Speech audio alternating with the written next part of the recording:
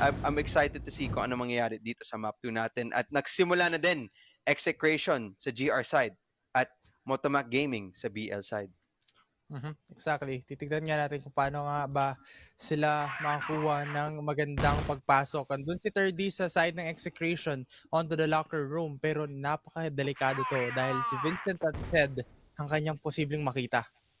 Woods, nakuha na ng control dito side ng Motomac Gaming, kaso si 30 nagbabantay dito sa lockers area. Isa, nahan niya, Vincent, big shutdown para sa side ng Execration.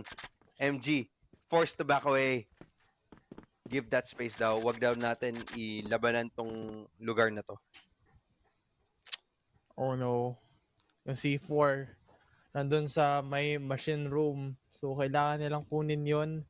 Kailangan din nilang isipin saan nga ba pwedeng mag-control palalo. As of now, you have the side of EV na medyo nag-alangan up against the side of Carlo with this AWM on his hand. Pero dun sa may mid side, si Ram naman yung nagbabantay. So, may magandang opportunity sa kanila para makuha yon. Ooh, sniper. Heck, nahanap si Ram. Hulog na ang isang gumagwardya dyan sa lugar na yan. Kaso, laban, MR, 30, nagwage, 40 seconds, tapon, second mid, gusto ata tumulak galing dito. Pero yung C4, nandyan pa din sa MR area. Buti na lang, hindi nalaman ng execution, nandun niya tinatago. At least for now. Now, the C4 papunta na din dito sa B-side. Kaso si 30 na headshot galing kay EV. Tapos bigla na lang, tatlo na lang din sila. Dalawa, Cram, ganda ng follow-up kill. Iwan dito isa, hindi! The kid fell, wala siyang nahanap. And just like that, patuloy-tuloy ang pinapakitang momentum ng Motomac Gaming. Grabe yan. Now, Motomac Gaming, ibang klase yung turnaround. Kahit sabihin na nating nawala agad dun si Vincent sa first round na yon. One of the crucial player na nawala sa kanila, si Vincent. Pero nandun pa rin ang side ng whole squad ng MG and Execration. They need to have more insights pa or adjustment inside this game kasi ang dami pang opportunity na pwede sila makabawi sa totoo lang up against the team of MG. Agree ako dyan. Tapos ngayon, tingnan mo ba naman, galawan nila, MG, napaka-aggressive nila dito sa angle na to, sa linya na yan. Kaya, I am just holding and just waiting. Baka may mag-pick na nandyan talaga sa crosshair niya. Pero, with that being said, smoke grenades, tinapon na. Meron dyan. And forces them out of MR, no? Kaya di bawal nila pumasok. Carlo, nakahanap ng isa. Dun kay Heck, wala na yung sniper. Galing side ng Motomac. Nabawasan ng isa, pero mukhang kukuha ng isa rin on the side of Dre. Hindi yung mga flashes na ibabato nila, pero nandun yung good trade on the side of Dre and Crum. Getting that 1-for-1 exchange, pero lamang pa rin in terms of numbers ang side ng Execration. Pero wow, Vincent trying to spray down kahit sino man matamaan or kahit sino pwede makuha. Pero doon sa may labas, si Sid gumagawa ng magandang himala para sa kanila. Cram. And as well, tulong din, Carlo na lang ang naiwan dito, yung nag-iisang sniper player galing sa side ng Execration. Full information kung nahanap nila. They could just, go to the opposite and plant it. Ayan na nga talaga ang ginagawa nila. Grabe, ang bilis naman. Blink it and you miss it. Gamit ng sniper, Carlo, kahanap. Wala. Pistol. Wala din. And dahil dyan, another round pupunta sa kamay ng Motomac Gaming.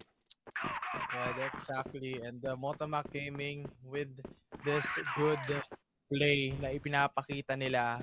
But unfortunately, ang ganda rin kasi talaga na nagiging plano for their team. And knowing both teams, napakahusay na kanilang pagpasok. MG, once again, trying to have this advantage. Nakuha ulit nila yung numbers na kailangan nila makuha. Pero dun sa may likod with a good attraction, good distraction na sana yun on the side of Crum. But unfortunately, si Dre nabaliktad pa rin.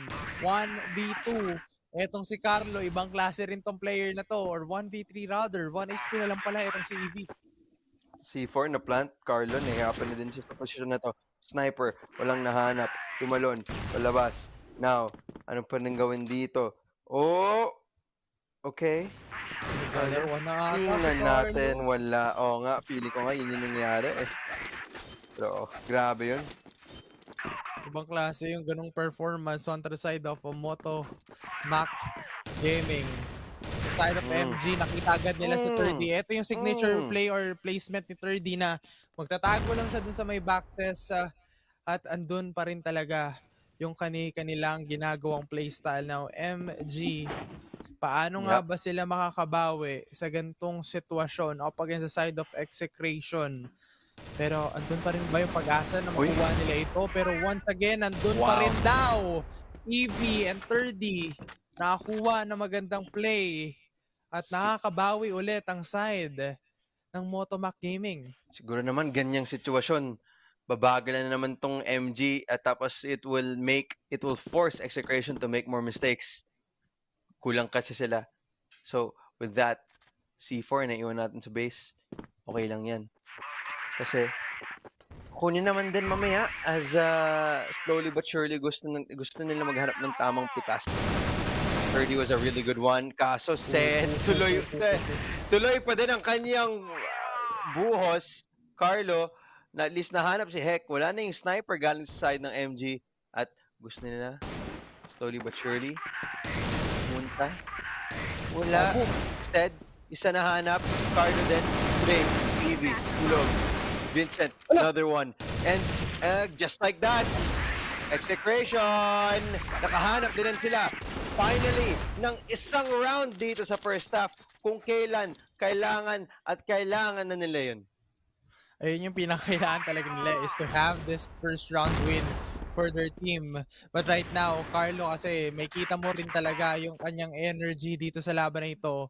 Kayang magbigay ng impormasyon, kayang magbigay pero dun sa may vents area, aggressive bata itong player from the side of MG. Okay. Vents. Naghahanap ng posibilidad. Just waiting. Kaso nga lang, Granada, tinapon na din. Kalma lang. Timing. Slowly but surely. And at this point, no, execration, at least off that first win, yung morale nila kahit pa paano should be, to an extent, start to become higher. Kasi di nila kailangan i-duel yung nangyari sa map 1. Ram, nakita na. Ano ang gagawin niya?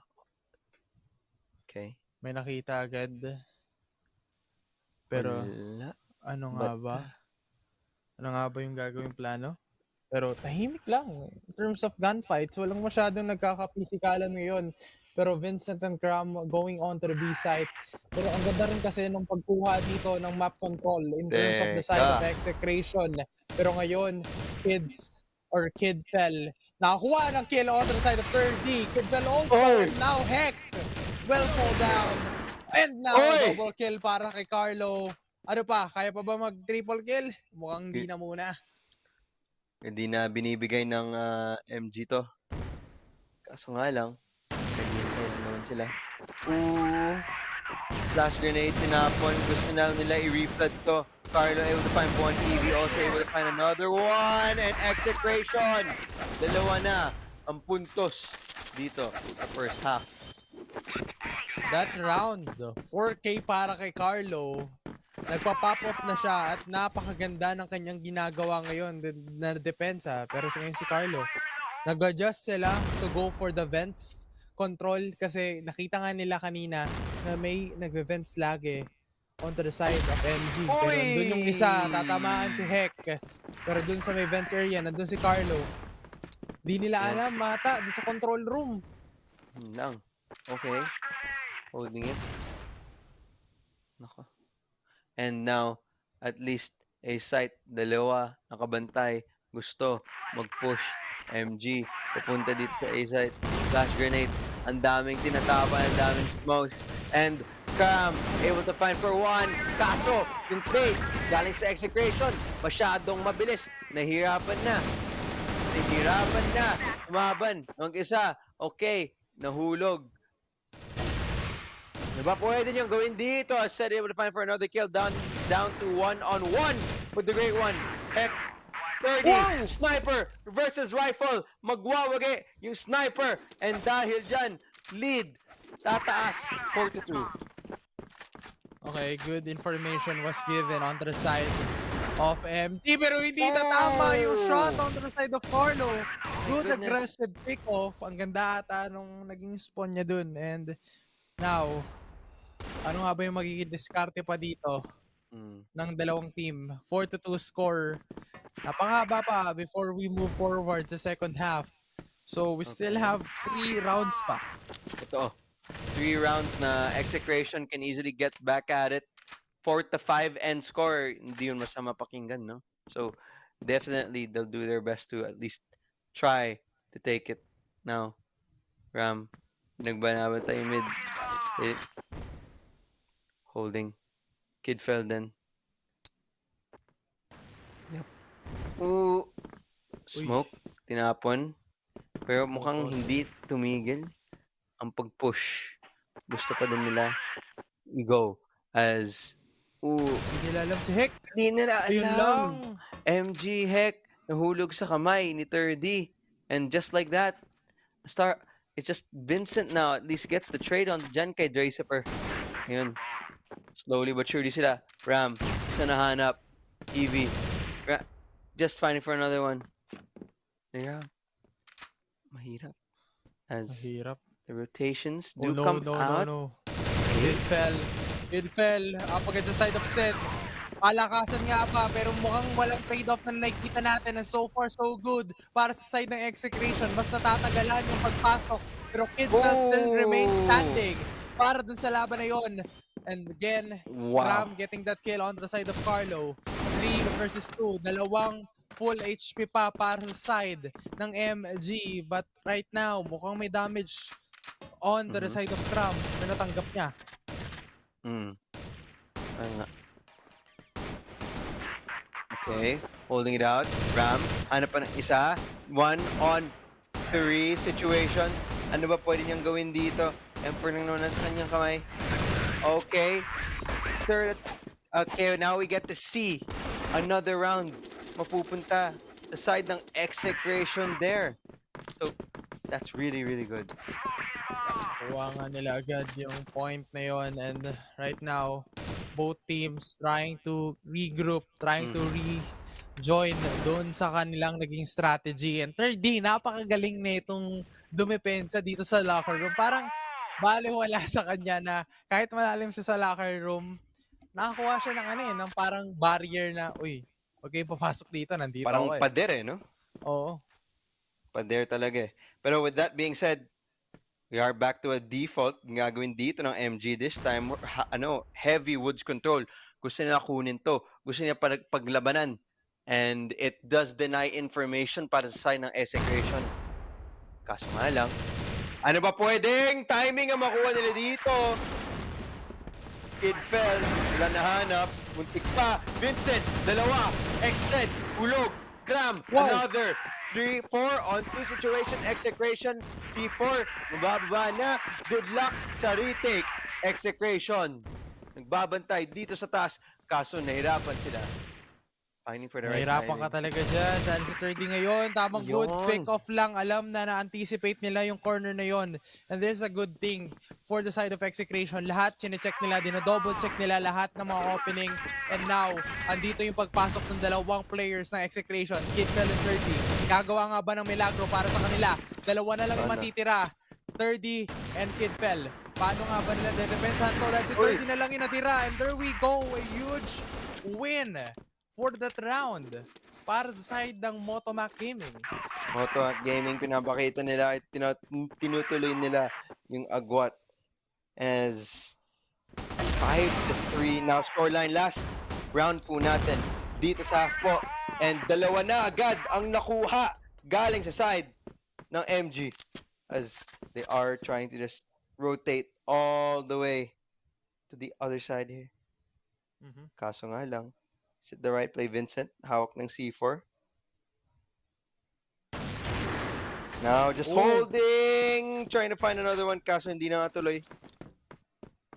ang hirap na ito. Kailangan manalo dito na execution to get this 5-4 score. Kasi pag nag 6-3 na naman, parang similar pattern sa ibang mga teams na nakita natin. And this is probably a Uy! definite win kung Yeah. ikaw ang side ng MG. Kasi knowing Kid, Fel, and Ram, half HP ngayon sa kanilang buhay or 1/4 na yung nabawasan sa kanila pero si Zed nakita nila pero paano nga ba sila Grabe to. makakabawi and now Ram yung paa niya may kita nga ba dito sa may likuran and there we go Zed once again nagpapakitang gilas para sa side ng MG.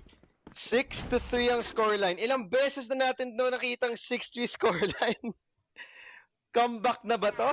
Or tatapusin na ba nila itong mapang to?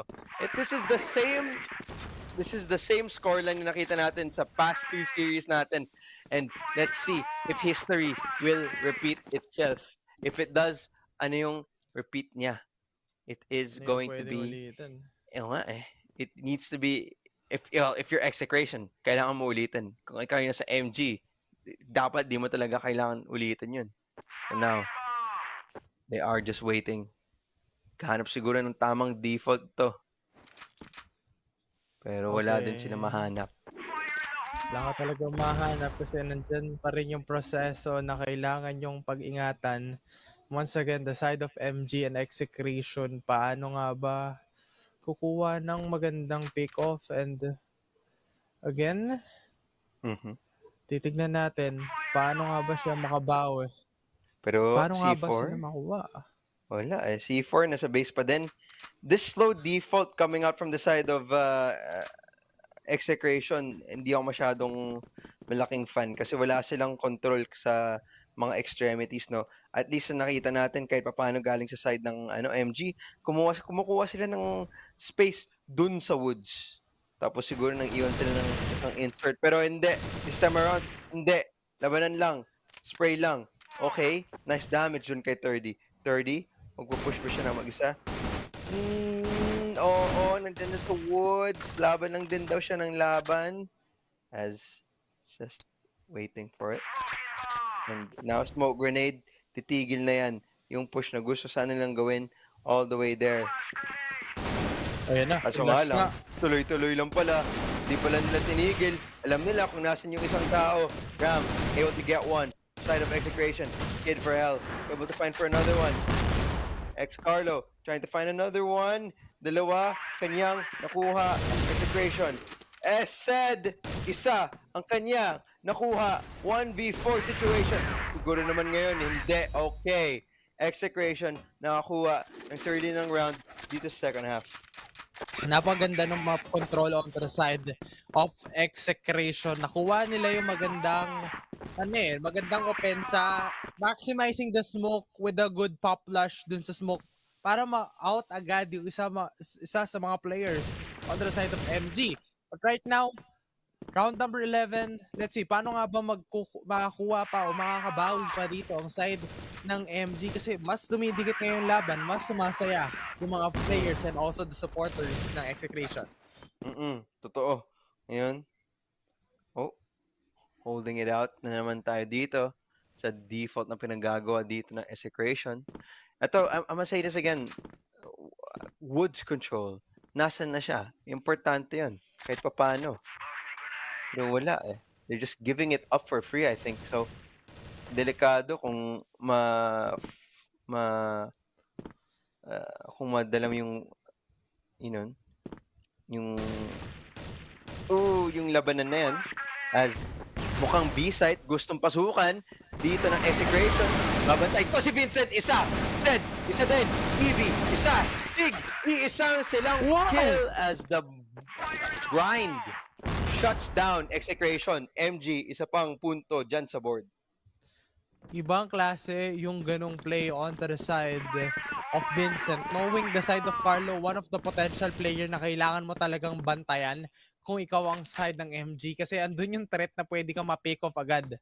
Pero na-pick off agad si Carlo, ayun yung first equation na kailangan nilang ma-solve and na-solve agad nila yon. And now, ang dami pang kailangan lutasan or kailangan i-solve ng side ng execration in order for them to get this comeback. They need to think of something different naman. I really, gusto ko talaga pag kumuha sila ng Woods Control. Nagulat ako ba't di nila tinitake. Unfortunate. Yan. They're just waiting for the right timing, waiting for the right thing. Pero wala talaga silang space eh. Feeling ko, majority of it won't work eh. Pero I could be wrong. Uy, Okay. galing. Movement. Movement Ninja. from the side of EV. Ay, from the side of 30. Okay. Execration. Mukhang gusto nila tuloy tong A-hit. Alam ba nila, may set trap na naghihintay sa kabilang parte ng door na yan? O mukhang kahit pa paano alam nila. Okay. Cram nandun pa rin. C4, tinapon na. Ayan na, papasok na din sila dito sa A-side. MG, tatlo ang kanilang nakita. Bigla na lang, tapos dalawa na lang bigla ang naiwan dito para sa side ng XF. 48 seconds left.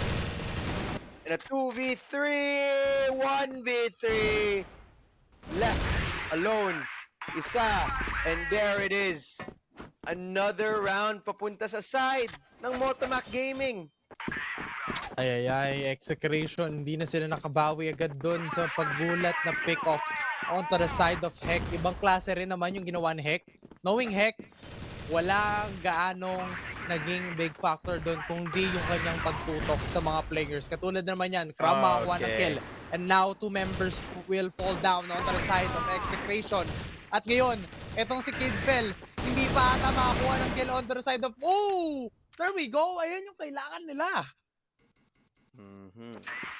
Okay. 3v3. Granada. 30. Nahulog. Carlo. Good trade. Is it more than enough though? AK. Nag-switch. Carlo. Nahanap pa yung isa pang kill. Vincent though. Lilikuran. Si Carlo. Pero si Carlo handang-handa. Another round to the side of execration. Tatlo na lang yung agwat na itong dalawang team na to. Good round para sa side ng execration because of the space na na-provide dito na mga naglalurk na mga players on the side of execration, na bawi agad yan ng mga players natin or mga players na natira from the side of execration. But unfortunately, Carlo will fall down na naman on the side of Heck. Okay. Sakto lang. Holding it out. Pero wala naman silang mahanap. Oo, execration ngayon. Kahit, even if it is a 4v5, pwede naman din sila lamang. Kung napatay nila agad yung anchors dun sa site, they can overwhelm them with the numbers and see where it goes. Kaso nga lang, it will just take a while here as they're just hintay lang sila, nagde-default lang sila. Again, no control dito sa mga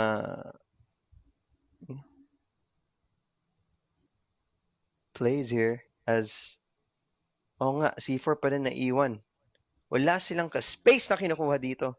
Mas maganda sana kung kumuha nila yung Woods maaga at balikan na lang mamaya. Okay. C4. Finally, kinuha na.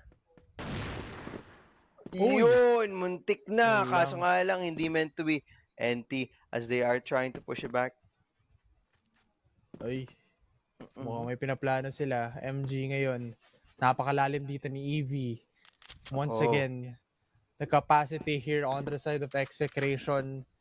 Pero ano napapansin ko kasi the side of execration, nababawasan ngayon sila ng numbers pero andun si 30 para makuha yung pantay na laban para sa kanila. Pero 30 will fall down ngayon doon sa low HP na yon. Pero tignan nga natin. Ano pa yung pwedeng nilang gawin? 25 seconds na lang kasi natitira.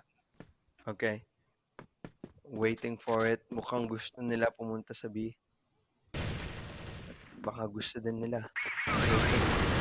Okay, isa, nahanap, dalawa, MG, 4v2, Dracifer, trying to find for something, nahulog na din, and last but not least is Ram, pero wala, tumatama sa kanyang bala, unfortunately. No. Gus gets the defuse, and grabe. What what a what a heart-crushing round. Now ngayon, isa na lang yung agwat. Series point na po ang Motomac Gaming. Isa na lang ang kailangan nilang panulunan para dumaan. Ako po, yan. Napakahirap na ito. May security guard na kailangan mag-checkpoint muna dun sa locker room. My goodness. Vincent ngayon with the shotgun. Pag-clear out agad yung angle. Oy! Pero Andus is said with a golden headshot. Oh no, That's- ang hirap no. nito para sa side ng execration na wala yung isang player nila. And again, Kid fell. Pang nag-fell out na pero nandun si Ram with a good execution play. Pero ang mga players ng MG ngayon, ano nga ba yung magiging plano nila? Ano nga ba?